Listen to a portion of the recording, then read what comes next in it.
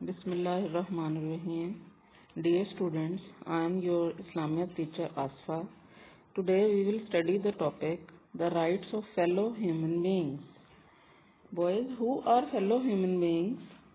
They are our family members, relatives, friends, neighbors, and people in our surrounding.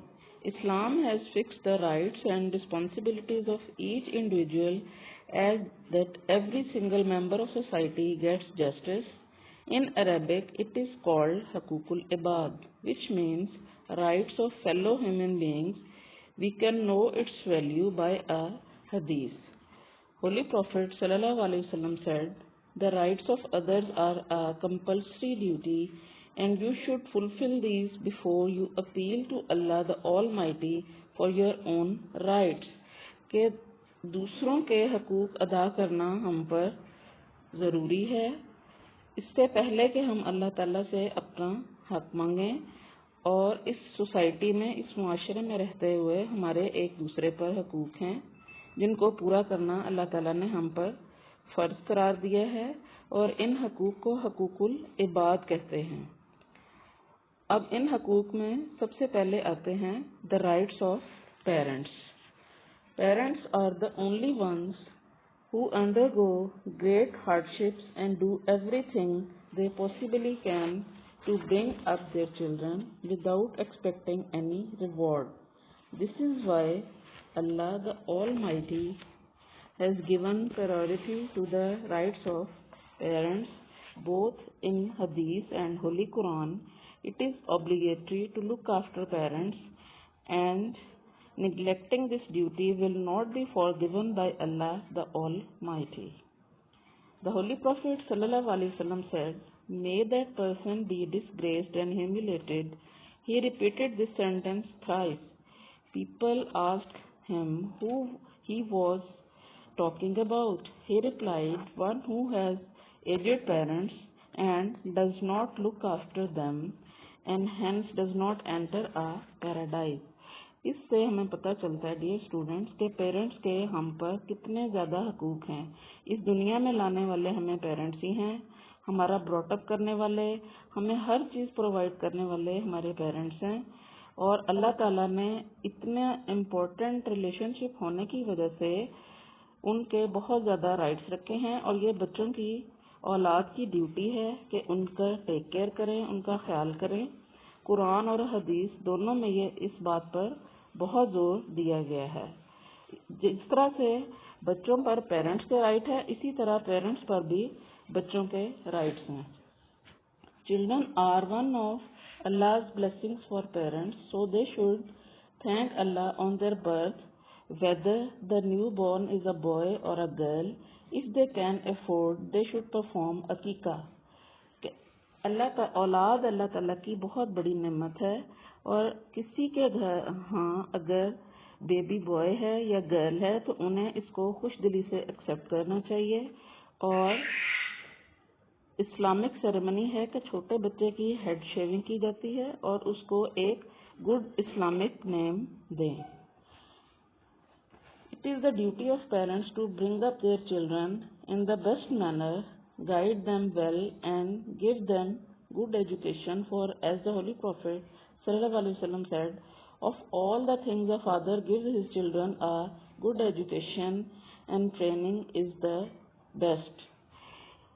Parents کا یہ فرض ہے کہ اپنے بچوں کو بہترین تربیت دیں اور اچھی تعلیم دیں۔ حضرت محمد صلی اللہ علیہ وسلم نے فرمایا کہ ایک باپ اپنے بچوں کو جو کچھ دیتا ہے اس میں بہترین چیز اس کی تربیت ہے اور بچوں کو اچھی ایجوکیشن دینا ہے۔ اسی طرح سے بچوں کی ہی بھلائی کے لیے پیرنٹس کو چاہیے کہ ان کو دینی معاملات میں بھی اچھی طرح سے گائیڈ کریں اور نماز اور روزے کی پابندی کروائیں۔ نماز 7 سال کا جب بچہ ہو جائے تو اسے نماز پڑھنے کے لیے کہیں، اور اگر وہ 10 سال کی عمر تک نماز پڑھنے کا عادی نہ ہو تو اس پر تھوڑی سختی کریں، اور اگر بچوں سے کوئی مسٹیک ہو جائے تو انہیں پیار سے سمجھائیں۔ اسی طرح سے بچوں میں ڈسکریمنیشن نہ کریں کہ کسی کو بہت زیادہ اچھا سمجھیں اور کسی کو کم، اور اگر بچوں کے لیے گفٹس لائیں تو سب کے لیے ایک جیسے ہونے چاہیے تاکہ انہیں ایسا نہ لگے کہ کسی کو ہمارے پیرنٹس زیادہ امپورٹنس دے رہے ہیں۔ اسلام سے پہلے عرب میں بیٹوں کو بہت اعلیٰ اور اچھا سمجھا جاتا تھا اور بیٹیوں کو کمتر سمجھا جاتا تھا، اور وہ لوگ اپنی بیٹیوں کو زندہ دفن کر دیتے تھے۔ ہمارے ریلیجن اسلام نے اس جاہلانہ رسم کو ختم کیا اور بیٹیوں کو اللہ کی رحمت کہا۔ ہمارے پیارے نبی صلی اللہ علیہ وسلم نے فرمایا کہ ایک بیٹی یا ایک بہن یا 3 بیٹیوں اور بہنوں کی پرورش کرنے والا اور ان کو اچھی تعلیم دینے والا شخص جو ہے اس کے لیے اللہ تعالیٰ نے جنت واجب کر دی، یعنی کہ وہ ضرور جنت میں جائے گا۔ اسی طرح سے اب آتے ہیں next, the rights of the needy. The needy person is not one who begs, but one who does not reveal his grief, pain or sorrow to anyone. There is a lot of reward on spending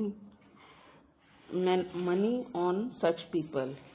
ایک وہ آدمی جو دوسروں سے اپنی ضروریات مانگ کر پوری کر لیتا ہے، اور ایک اور انسان اور ایک اور ایسا شخص جو کہ اپنی انا اور عزت کی خاطر مانگتا نہیں ہے، اپنی ظاہری حالت بھلے وہ تکلیف میں ہے اور مالی حالت اس کی بہت کمزور ہے لیکن وہ دوسروں سے چھپاتا ہے اپنی عزت کی خاطر، تو ایسے لوگوں کی مالی مدد کرنے کا بہت زیادہ اجر ہے۔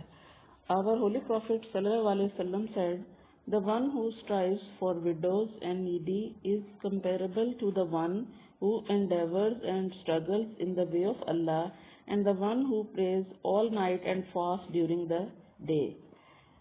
نبی صلی اللہ علیہ وسلم نے فرمایا کہ ایک آدمی جو بیواؤں اور ضرورت مندوں کا خیال کرتا ہے اس کا درجہ ایسے شخص کے برابر ہے جو اللہ کی راہ میں جہاد کرتا ہے یا رات بھر عبادت کرتا ہے اور دن میں روزہ رکھتا ہے۔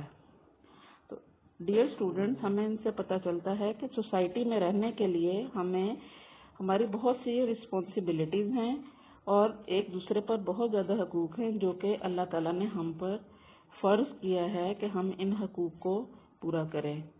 Hope you understood it all. Kindly read the text yourself and understand it well. Thank you.